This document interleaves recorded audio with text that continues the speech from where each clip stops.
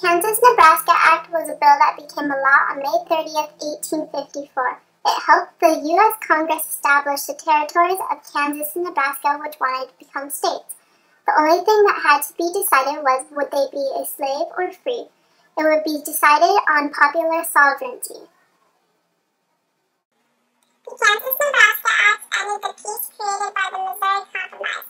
Stephen A. Douglas was the one who reopened this territorial issue in 1854 and repealed the Missouri Compromise. Pro-slavery and anti-slavery supporters rushed to Kansas because they all wanted their side to win the first election after the law went into effect. Things became violent, making the split between the North and the South even wider until reconciliation seemed impossible.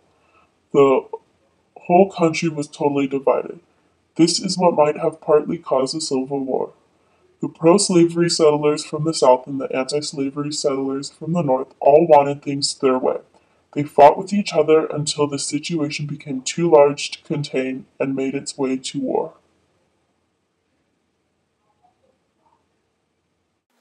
Basically, bloody Kansas and the different opinions of Kansas-Nebraska Act boiled over and probably somehow caused the Civil War.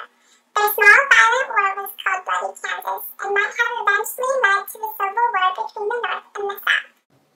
The North definitely wanted Kansas and Nebraska to become free states because they didn't need slaves to do their work.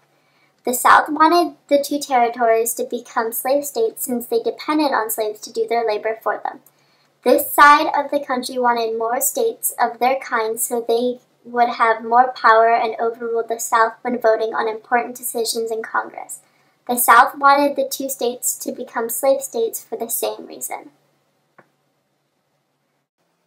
Both the North and the South didn't like the Kansas-Nebraska Act much because of the popular sovereignty involved in it. It made everything totally confusing when pro-slavery and anti-slavery both rushed to these territories to make their opinions known. Nothing was really determined and everyone hated it. Kansas with slavery would violate the Missouri Compromise, which had kept the Union from falling apart for the last 34 years. It would have to be repealed because of this act.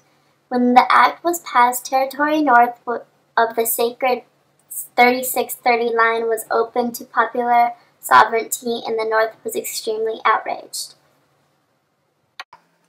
The North opposed this act, and the South voted for it even before it was passed.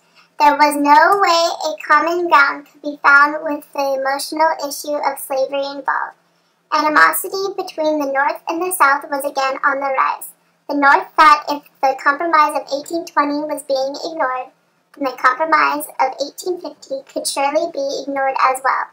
Violations of the hated fugitive slave law increased.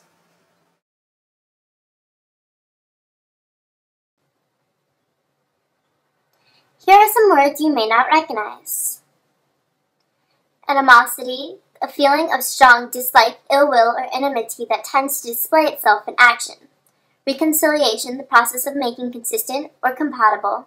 Popular sovereignty, a doctrine held chiefly by the opponents of abolitionists that the people living in the territory should be free of federal interference in determining domestic policy, especially with respect to slavery. Repeal, to revoke or withdraw formally or officially.